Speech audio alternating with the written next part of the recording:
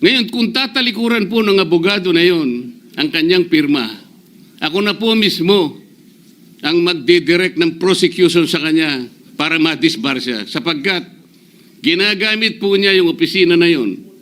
Pakita po ba natin, pwede po nating ipakita yung opisina, yung kanya, ayan po yung kanyang lugar.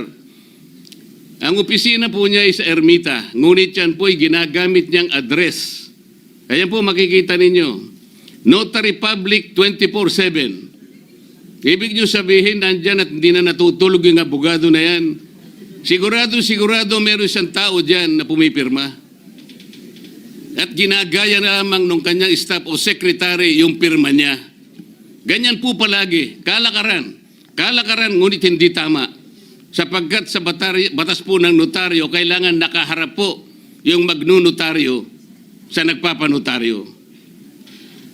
Bakit po niya ngayon sinabi na hindi niya pirma yun? Maring hindi niya pirma, ngunit tinayaan niya kung sino man ang taong iyon na ipirma yung dokumento. Kagaya po ng nasabi ko, naging academic na po yung notaryo sapagkat ang tao ay tumayo sa ating kapulungan. Binasa niya yung kanyang statement.